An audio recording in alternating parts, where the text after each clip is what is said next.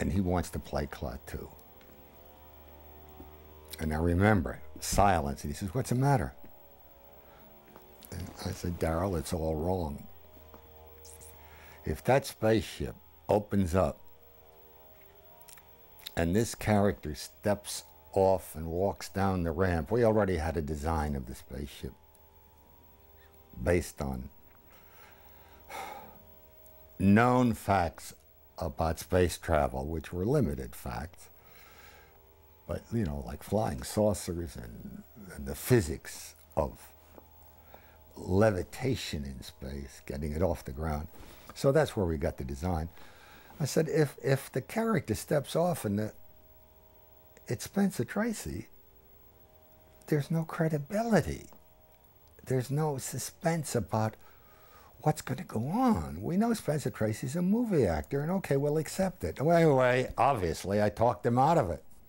Originally, Julian Blaustein and Eddie North himself and myself had always rather fancied Claude Rains to play that part. Claude was, at that period, a very popular English character actor, a very fine actor, one of the best we had in the business, and we thought he would be ideal.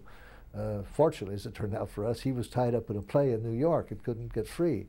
So we were sitting down trying to think about what other direction to go for casting this all-important role when we got a memo from Darryl Zanuck that said, "Fellas, I've just come back from London where I've, among other things, saw a play, and there was a young actor in that, a very interesting-looking young man. He's never been on a film over here and only done stage work in England, and I was so impressed that I've signed him to a contract at 20th Century Fox, and I think that you should look at him as a possibility for your lead in The Day the Earth Stood Still."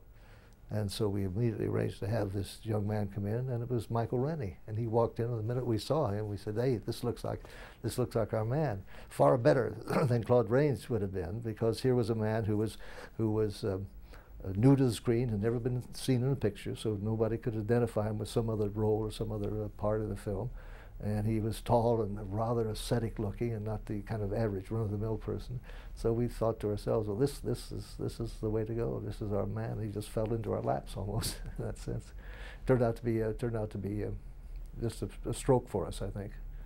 And then Pat Neal character. I had worked with Pat in a couple of films before, and liked her very much, and thought she would be ideal for the role she played in the picture, and contacted her agent, found out that she was available. She read the script, loved it, and she came into the... I started on the stage, and then I went to films. And I signed with Warner Brothers, and that's the first time that I met Robert Wise. He put me in 3 Secrets, and I liked it very much, and I liked doing it. And he was a lovely man, and I liked him very much as a director. And he was very good to me, because then he wanted me to do The Day the Earth Stood Still. Well, I thought it would be hysterical, and I don't know why I agreed to do it, but I'm so happy I did. But I did nothing but laugh. I mean, I found it so difficult to keep a straight face when I would say Gort, Clato, Barato Nicto. And I thought it was hysterical, you know, and the whole thing I thought was so funny.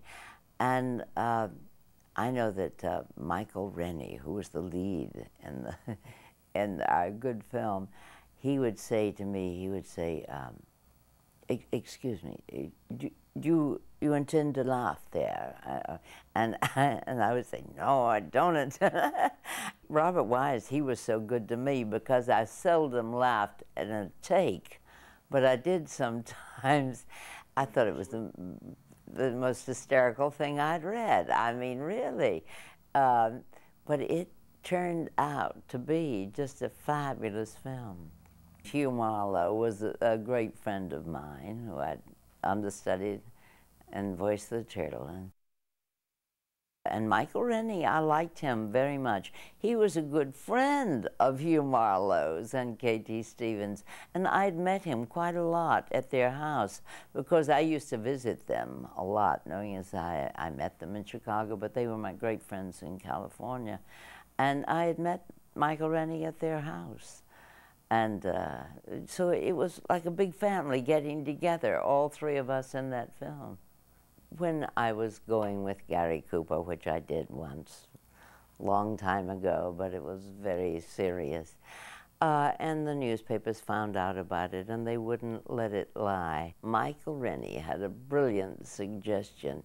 He said, when the newspapers, people, when they were driving me crazy, I would say, Gort, Clato, Barata, Nicto. Isn't that a good idea? He was a lovely man. Robert Wise was a very good director, and I'm pleased that he always employed me. I think I've worked for him more than any woman has done. And if he has another part, I'd love him to ask for me. Pat was fine to work with. She was just excellent. Very professional, very good, and very warm, very loving person, and I think she did a lovely job in the film. And of course her son, little Billy Gray, was what, about 10 or 11 at that time, I guess, was one of the best child actors I've ever worked with. He was so quick and warm and easy and responsive. It was a pleasure to work with him. I wished I had something more to do with it other than just acting in it. I mean, I try and associate myself with it as much as I can because it's definitely the movie that I'm most proud of being involved with. And not just because of the work, because I think the work was good. I mean, it's hard not to be good when you've got a director of the quality of Robert Wise. But the other actors, everybody's top notch, and then you get this great story and this great director and this great production. I mean, I've worked a lot, but my career would certainly be less significant to me had I not been involved in this movie. I'm really proud of it, and I wish the heck I'd have held on to the little diamonds that, because I did sneak some away, and I had them for a while. And I don't know what happened to them. I guess it was the diamonds that Michael Rennie had, as I guess they used it as money in their universe or whatever it was, and. The prop guy always tried to get him right back right after the shot, but I managed to sneak some away. I wish I had him right now.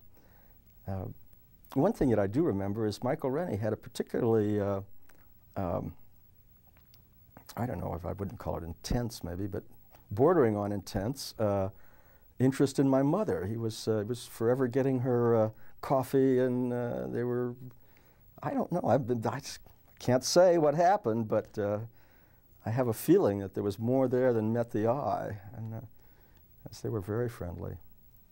And he was an awfully nice fellow.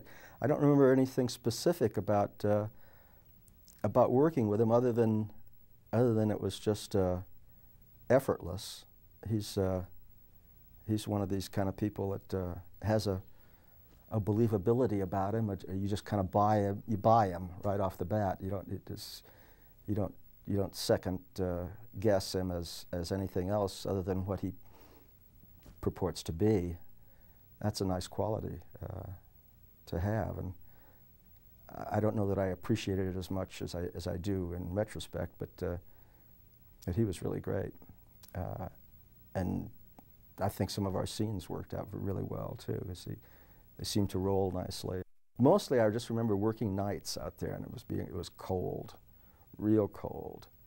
And I didn't get to go to Washington. All of that stuff when we were at the monument and all that was all done with process screens. And pretty well done too, because most of the time process screen work you can sometimes you can see there's like a kind of a funny outline around the figures. And I don't recall that, I think it was better done than that. But I would have liked to have gone to Washington, but there was a second unit that went to Washington without me. Billy Gray had been in other films before. He was not a novice by any means, but I don't think I've ever worked, including all the children in Sound of Music. I felt more natural and easy and free, and just, he was just, the scenes just came so easy with him, no problems. Just, he seemed to fit into the role perfectly, and whatever the scene was about, in the context of the scene and the situation, he was right into it, just without any, very little need on my part as a director to guide him in his performance. I accused, more or less accused, Robert Wise the last time I saw him of giving me a piece of direction when I was supposed to come up to the spaceship at night. I followed the Michael Rennie character to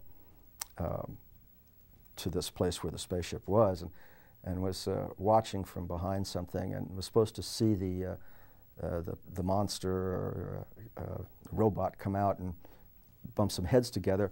And I asked him if he had told me, had given me some direction, like, I want your eyes as big as saucers. And he kind of hemmed and hawed. He didn't really see, he didn't cop to it. And I said, that was my understanding, you know, and I didn't, at the time wasn't aware of the double entendre there, but then somebody gave me a script, and I noticed that it's in the screen directions, you know. His eyes are as big as saucers. So Robert is free from my accusation was inaccurate. It didn't come from him, but my eyes were as big as saucers, and it's one of my favorite shots. As a matter of fact, I haven't come up with anything that has more moment to it as a shot than that. One of the other key casting, that's of course, was Sam Jaffe, playing what was in all intents and purposes the Einstein character. And there's nobody around in the business that could have been as good. It lent the quality to it and the level of credibility and believability of that scientist as Sam did. And I thought he was another fine stroke for us to be able to get him in the picture. After Sam Jaffe was cast as Professor Barnhart, really Einstein, I was asked by the casting director to recast him. I said, what?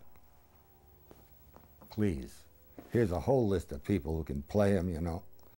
I said, I want Jaffe. I said, you're talking politics, I know you are. He said, please don't make it tough for me. And I said, I don't want to make it tough for you, but I'm not going to do it for that reason. I said, I don't know Sam Jaffe. I still have not met him. I know his work, and I will meet him next week, but we've signed him for the part. He said, we'll pay him off. I said, look, I better talk to Zanuck about this. And in 2 minutes, Zanuck said, oh, forget it, go ahead with, Zanuck was, in many areas, a very decent man, and a man of real honor when it came to his word and when it came to the integrity of the screen, you know. I don't give a damn what the guy's politics are. Is he about to blow up the White House? That's different. That was his attitude. He was a very liberal Republican. So Zanuck did not make, as Zanuck had said, I can't approve of Sam Jaffe, I would either have to resign or make the picture with somebody else. He was the boss.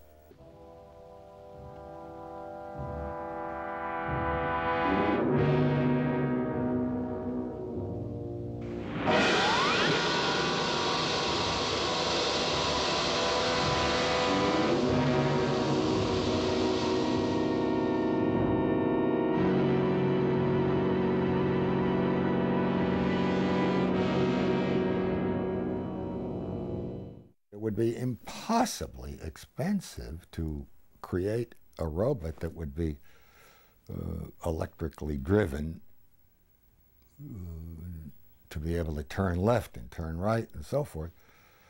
It seemed the best way was to get a man in the suit. What it is a foam rubber, thick foam rubber suit that had aluminum paint all over, except for the helmet, which was a special piece made out of metal and all. And then became early on too, the problem of who was going to be inside to locomote it. This was the day back in early 1950s before so many 7-foot tall basketball players had been developed along the line, and he just didn't find these 6'10" and 7-foot people outside. And somebody, might have been me, I'm not sure, remembered that at the Grauman's Chinese Theater up in Hollywood, there was a very, very unusually tall man who was the doorman.